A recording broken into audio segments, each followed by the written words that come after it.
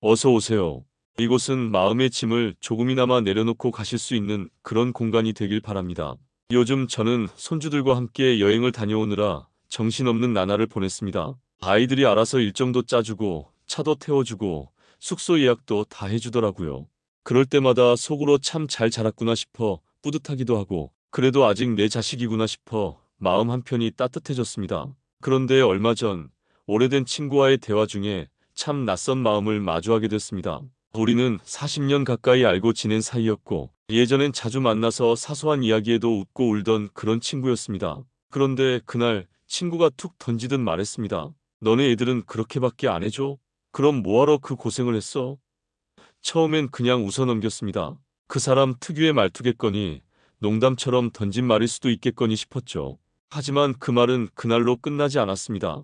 그 후로 만날 때마다 반복됐습니다. 자식이 준 용돈 자랑, 손주랑 어디 놀러 갔다는 이야기, 얼마나 자식들이 살갑게 군다며 이야기의 끝은 언제나 넌으로 돌아왔습니다. 저는 조용히 고개를 끄덕이며 듣기만 했습니다. 저라고 해서 자식들에게 소홀히 한 건 아니었습니다. 물질적인 여유가 있는 집안도 아니었고 없는 살림에 허리띠 졸라매며 아이들 학비 대고 결혼할 때까지 뒷바라지해가며 어떻게든 살아왔습니다. 다 주고도 더 줄 게 없을 만큼 제 삶의 많은 부분을 아이들에게 쏟아부었습니다. 하지만 지금은 연락조차 드문드문 옵니다. 엄마, 요즘 너무 바빠요. 너무 자주 연락하지 마세요. 그 말이 전부였습니다. 용돈이야 애초에 기대도 하지 않았습니다. 바쁘다는 말이 반복될수록 어쩌면 나 혼자 마음을 기대고 있었던 건 아닌가 싶더군요. 그런데 문제는 친구였습니다. 마치 그 모든 상황이 제 탓인 듯 말하는 거예요. 넌 너무 애들 편하게 키웠어. 나처럼 독하게 키웠어야지. 그날 밤 천장을 멍하니 바라보며 참 많은 생각이 들었습니다. 이 사람이 진심으로 저를 걱정해서 하는 말일까? 아니면 자신을 더 돋보이게 하기 위한 이야기였을까? 그때서야 비로소 깨달았습니다. 이 관계를 계속 유지하는 것이 정말 옳은 일인가?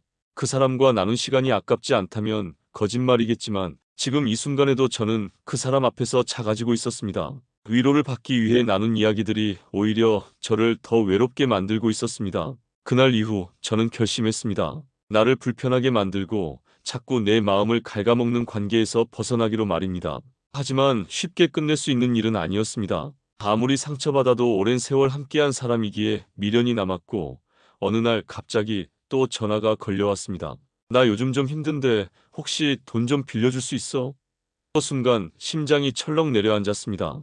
그 친구는 평소에도 돈 이야기를 자주 꺼내던 사람이었습니다. 주식이 잘 안 풀렸다느니 급히 필요한 상황이라느니 하면서 늘 누군가에게 도움을 요청하곤 했죠. 물론 저도 예전엔 친구 부탁이면 어떻게든 도와주려 했습니다. 하지만 한 번은 다른 친구에게 돈을 빌려줬다가 결국 몇 년째 돌려받지 못한 적이 있습니다. 그 이후로는 조심스럽게 거절하게 됐죠. 그래서 그날도 조심스럽게 말했습니다. 미안한데 나도 요즘 여유가 있는 상황은 아니야. 그러자 친구가 한숨을 쉬며 말하더군요. 야, 몇십 년 친구인데 그깟 돈 좀 못 빌려줘. 너도 나한테 도움받은 거 생각 안 나? 그 순간 마음 한구석이 차갑게 식어갔습니다.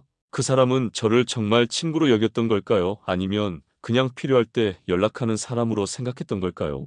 며칠 후 또 다른 친구에게서 연락이 왔습니다. 요즘 너 자식들한테 섭섭하다고 했다며? 우리가 모였을 때 그 얘기 다 나왔어. 그 말을 듣는 순간 머릿속이 하얘졌습니다. 제가 친구에게 털어놓은 개인적인 고민이 이미 다른 사람들의 입에 오르내리고 있었던 겁니다. 그 얘기 누가 했는데? 라고 묻자 돌아온 대답은 참 씁쓸했습니다. 누구긴 너랑 제일 친하다는 그 사람이지. 그제야 확신이 들었습니다. 이 관계는 이제 서로의 위로가 아니라 상처만 주는 관계가 되었구나. 그 이후로도 친구는 계속 연락해 왔습니다. 시장 같이 가자. 모임 좀 데려다줘. 회비 먼저 좀 내줄래? 나 요즘 좀 빠듯해서 이런 부탁들이 하나둘 늘어나면서 점점 더 부담으로 다가왔습니다. 처음엔 그저 친구니까 도와주려 했지만 결국 이 관계가 한쪽만 계속 주고 있는 상황이라는 걸 알게 됐습니다. 그날 밤 저는 조용히 마음을 정리했습니다. 이제 더는 나를 힘들게 만드는 관계를 억지로 이어갈 필요는 없다고 그렇게 결심한 이후로 저는 그 친구의 연락을 피하게 됐습니다. 전화가 와도 받지 않았고 약속이 있어도 자연스레 거절하게 되었습니다. 하지만 사람 마음이란 게 그렇죠. 그렇게 오랜 세월 함께한 사람을 하루아침에 끊는다는 건 말처럼 쉬운 일이 아니었습니다. 그런 고민이 이어지던 어느 날 마지막이라고 느끼게 된 일이 생겼습니다. 약속한 날 카페에서 마주 앉아 이야기를 나누는데 친구가 갑자기 이렇게 말했습니다. 요즘 나 힘든 거 알잖아. 그런데 너는 왜 이렇게 연락이 안 되니? 저는 어색하게 웃으며 대답했습니다. 그냥 좀 정신이 없었어. 그러자 친구는 비웃듯 말했습니다. 정신없긴 뭐가? 애들도 다 컸는데 이제 너 혼자잖아. 설마 내가 또 돈 빌려달라고 할까봐 피한 거야? 그 말에 머리가 띵했습니다. 그 사람은 제가 연락을 피한 이유를 오직 돈 때문이라고 생각했던 겁니다. 저는 서둘러 아니라고 해명했지만 그 사람은 또다시 쓴웃음을 지으며 말하더군요. 너는 원래 혼자서 다 하려고 하잖아. 그러니까 내 자식들이 너한테 그렇게 하는 거야. 그 순간 정말이지 숨이 턱 막혔습니다. 늘 반복되던 말, 우리 애들은 매달 용돈도 주고 집도 사주려 해.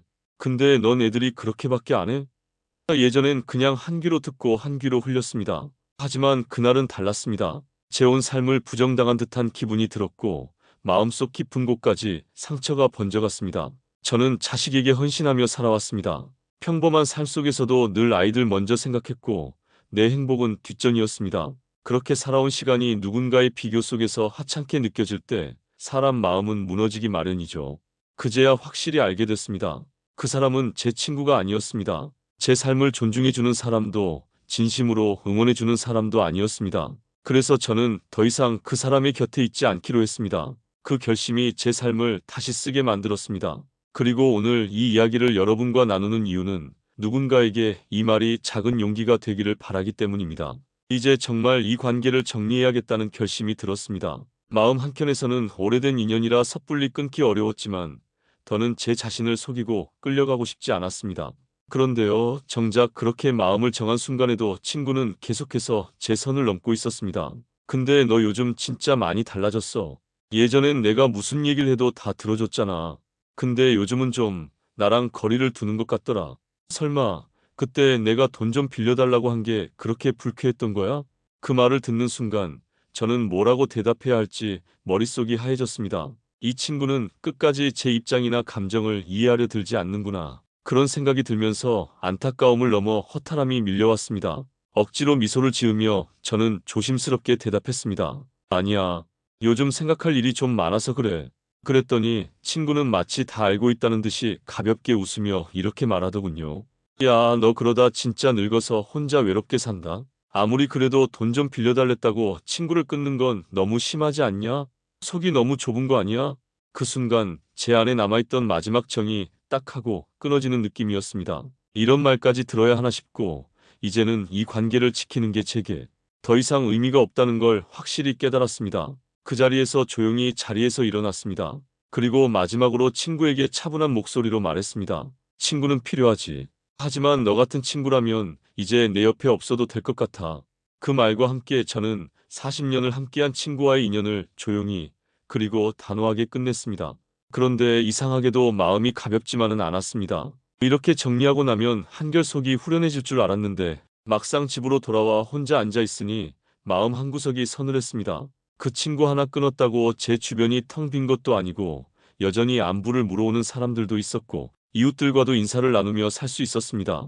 그럼에도 불구하고 왠지 모를 공허함이 느껴졌습니다. 그 순간 문득 이런 생각이 들었습니다. 나는 그동안 어떤 관계 속에서 살아왔던 걸까? 나이가 들면 인간관계는 자연스럽게 더 단단해지는 줄 알았습니다. 젊을 땐 바빠서 사람들을 챙기지 못했지만 이제는 시간이 많아졌으니 오랜 인연들이 더 깊어질 거라고 믿었습니다. 하지만 돌아보니 현실은 그와는 많이 달랐습니다. 젊었을 때 맺었던 관계의 대부분은 필요에 의해 시작된 것들이었습니다. 직장 동료, 학부모 모임, 친척들, 서로 도움을 주고받기 위해 만나고 연락했던 사람들이었지요. 그런데 시간이 지나면서 직장을 떠나고 아이들도 자라고 더 이상 서로에게 필요한 존재가 아니게 되자 자연스레 멀어졌습니다. 그 과정에서 제 곁에 남은 사람은 많지 않았습니다. 이 사람이 없으면 내가 외로울까? 정말 어려운 순간에 나를 이해하고 곁에 있어줄 사람은 얼마나 될까? 솔직히 말해서 지난 시간 동안 제 주변에 있던 사람들, 대부분은 제가 어려운 상황에 처했을 때 함께 울어줄 사람은 아니었다는 생각이 들었습니다. 그날 이후 저는 제 주변 사람들과의 관계를 다시 찬찬히 돌아보게 되었습니다. 지금까지 저는 관계를 유지하는 데에 많은 에너지를 쏟아왔습니다. 혹시라도 상대가 불편해할까봐 먼저 연락을 했고 나쁜 사람이 되지 않으려고 제 감정을 눌러가며 애써 웃었습니다. 그래도 오래된 친구인데 나만 참으면 괜찮아질 거야. 다들 바쁘잖아. 스스로 그렇게 위로하며 감정을 억눌렀고 애써 이해하려 했습니다. 하지만 이제는 더 이상 그렇게 살고 싶지 않았습니다. 며칠 후 카페에 들른 어느 날이었습니다. 조용히 앉아 커피를 마시고 있는데 익숙한 얼굴이 보였습니다. 예전 동네 모임에서 몇 번 본 적 있던 분이었죠. 자연스럽게 인사를 나누고 같이 앉아 잠시 이야기를 나누게 되었습니다. 요즘 어떻게 지내세요? 그분은 밝은 얼굴로 자녀 이야기, 건강 이야기, 동네 소식 같은 소소한 이야기들을 편안하게 꺼내셨습니다. 그런데 신기하게도 전혀 부담스럽지 않았습니다. 세월이 참 빠르네요. 예전엔 애들 챙기느라 정신 없었는데 이제는 이렇게 여유 있게 커피도 마실 수 있네요. 그 말을 들으며 저도 모르게 웃음이 나왔습니다. 맞아요. 이렇게 눈치 보지 않고 편하게 이야기를 나눈 게 참 오랜만이더라고요. 요즘 들어 문득문득 이런 생각이 듭니다. 나에게 진짜 의미 있는 관계는 무엇일까? 어떤 사람이 내 곁에 있어야 내 삶이 덜 지치고 더 따뜻할까? 제가 조심스럽게 그런 이야기를 꺼내자 그분은 커피를 한 모금 마신 후 조용히 말씀하셨습니다. 정말 나를 아끼는 사람은 억지로 붙잡지 않아도 남아있더라고요. 애쓰지 않아도 자연스럽게 이어지는 관계, 그런 사람들이 결국 내 인생에 오래 남더라고요. 그 말을 듣는 순간 제 마음도 조금은 편안해졌습니다. 생각해보니 그동안 저는 관계 자체를 유지하는 데에 너무 집중했던 것 같습니다. 만나고 나면 마음이 불편해지는 관계, 나를 자꾸만 비교하게 만드는 인연, 제 이야기가 다른 사람, 입을 타고 돌아다니는 그런 관계들을 억지로 붙잡고 있었던 거죠. 그런 인연은 이제 놓아야겠다고 다짐했습니다. 그 이후 저는 편안한 사람들과의 시간을 더 소중하게 여기기로 했습니다. 대화가 끝난 후에도 마음이 가벼운 사람들, 나를 있는 그대로 받아들이고 불편함 없이 함께할 수 있는 사람들이 진짜 내 인생에 필요한 인연이라는 걸 조금씩 깨닫게 됐습니다. 그날 카페를 나오며 저는 마음속으로 조용히 되뇌었습니다. 그래, 이제는 이런 사람들만 내 곁에 두자. 그렇게 다짐하고 나니 처음으로 마음이 후련해졌습니다. 혼자인 것이 두려운 게 아니라 더는 의미 없는 관계에 휘둘리는 것이 두려운 거였구나. 그리고 이제야 알게 되었습니다. 나이가 들수록 필요한 건 많은 사람이 아니라 내 마음이 편안해지는 단 몇 명의 사람이라는 것을요. 그 관계를 정리하고 나니 오랫동안 미뤄뒀던 제 삶이 조금씩 눈에 들어오기 시작했습니다. 그동안 저는 누구를 만나야 할지, 어떤 말을 해야 할지, 어떻게 하면 불편하지 않을지 고민하며 지냈습니다. 불필요한 인연을 억지로 붙들며 제 자신을 외면했던 시간이 꽤 길었다는 걸 이제야 인정하게 됐습니다. 이제는 나 자신을 위해 살아야겠다는 생각이 들었습니다. 그렇다면 혼자서도 당당하고 만족스러운 삶을 살아가기 위해 필요한 것은 무엇일까요? 무엇보다도 경제적인 안정이 가장 중요하다는 사실을 절실히 느꼈습니다. 젊었을 때는 가족을 위해 살면서 내가 벌면 된다고 여겼지만 나이가 들고 소득이 줄어들면 상황은 달라집니다. 예전처럼 몸이 움직여주지 않으니 불안감은 더 커지고 그런 불안은 인간관계에도 영향을 미치게 됩니다. 실제로 주변을 보면 경제적으로 여유로운 분일수록 인간관계도 유연하고 자유롭게 유지하는 반면 금전적인 걱정이 큰 분일수록 관계에서도 더 많이 상처를 받는 모습이 보였습니다. 그래서 저는 늦었지만 이제라도 제 힘으로 경제적 자립을 다시 고민하기 시작했습니다. 크게 욕심낼 필요는 없었습니다. 중요한 건 내가 필요할 때 눈치 보지 않고 내 삶을 선택할 수 있는 작은 능력이었습니다.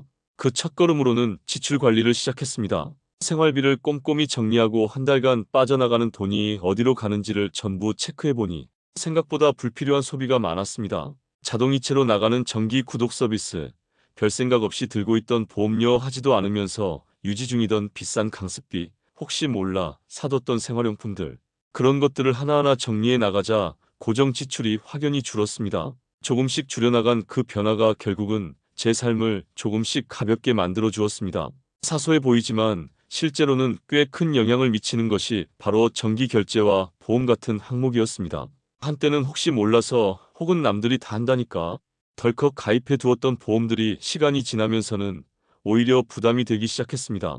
처음에는 만약을 위한 대비라고 생각했지만 막상 하나하나 다시 들여다보니 중복된 보장이 있는 경우도 있었고 실상 필요하지 않은 특약까지 포함된 경우도 많았습니다. 그래서 어느 날은 시간을 내어 모든 보험 증서를 꺼내어 꼼꼼히 확인해 보기로 했습니다. 필요 없는 항목들을 정리하고 중복된 보장은 하나로 통합하니 생각보다 큰 금액이 매달 절약되었습니다. 어떤 달은 5만 원 넘게 아낀 적도 있었고 연 단위로 따져보면 꽤나 큰 돈이었습니다. 보험뿐만이 아니었습니다.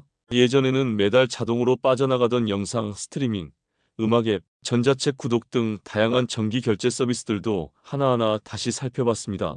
처음에는 한 달에 몇천 원이라 별 생각 없이 결제했는데 이런 것들이 쌓이다 보니 한 달에 수만 원이 넘는 금액이 나가고 있더군요. 어떤 서비스는 존재조차 잊고 있었는데 여전히 빠져나가고 있었습니다. 이렇게 지출을 줄이기 시작하니 마음도 가벼워졌고 생활비에도 숨통이 트였습니다. 그리고 그 다음으로 제가 집중한 것은 생활 속에서 수익을 만들 수 있는 방법을 고민하는 것이었습니다. 요즘은 스마트폰 하나만 있어도 수입을 만들 수 있는 시대잖아요. 특별한 기술이 없더라도 내가 가진 것, 내가 할 수 있는 것에서 방법을 찾아보기로 했습니다. 그 첫걸음은 집 안정리였습니다. 책장에 먼지 쌓인 책, 한두 번 사용하고는 서랍 깊숙이 처박혀 있던 주방, 의용품 유행이 지나 손이 가지 않는 가방과 옷들까지 하나씩 꺼내어 온라인 중고 마켓에 올리기 시작했습니다. 처음에는 이런 걸 누가 살까 싶었는데 의외로 바로 연락이 오는 경우도 많았습니다. 특히 가전제품이나 잘 알려진 브랜드의 물건은 사진만 잘 찍어 올려도 반응이 빠르더군요. 몇 개월 동안 중고 거래를 꾸준히 하다 보니 수십만 원의 수익이 생겼고 무엇보다 집이 훨씬 깔끔해졌습니다. 정리가 되니 마음도 편해지고 필요 없는 물건들이 누군가에게는 유용하게 쓰이는 걸 보면서 뿌듯함도 느꼈습니다. 그 다음엔 좀 더 능동적으로 부업을 찾아보기로 했습니다. 저는 글쓰기를 좋아하는 편이어서 블로그를 다시 시작했어요. 처음에는 일기처럼 간단한 글을 쓰는 수준이었지만 점점 검색에 노출되는 방법을 공부하고 사람들이 궁금해할 만한 주제를 다루면서 조금씩 조회수가 올라갔습니다. 나중에는 소액이지만 광고 수익도 들어오더군요. 내가 평소에 좋아하던 일을 통해 수익을 얻는다는 건 생각보다 기분 좋은 일이었습니다. 또 어떤 분들은 손재주를 활용해 뜨개질이나 수공예 제품을 만들어 판매하거나 자신이 잘하는 음식을 포장해 주변 사람들에게 나누기도 하더라고요. 처음부터 큰 돈을 벌겠다는 생각보다는 내가 내 용돈이나 생활비 일부를 충당할 수 있다는 자존감이 더 중요했습니다. 이렇게 스스로 돈을 벌 수 있다는 작은 경험들이 내가 삶을 주도하고 있다는 확신으로 이어졌습니다. 그리고 세 번째로 정말 놓치면 안 되는 것이 바로 투자와 연금이었습니다. 많은 분들이 투자는 무조건 위험하다고 생각하지만 사실은 꼭 그렇지만도 않습니다. 예적금 상품만 해도 잘 알아보면 이자가 괜찮은 상품들이 있고 정부 지원을 받을 수 있는 연금저축펀드나 IRP 같은 제도도 활용할 수 있습니다.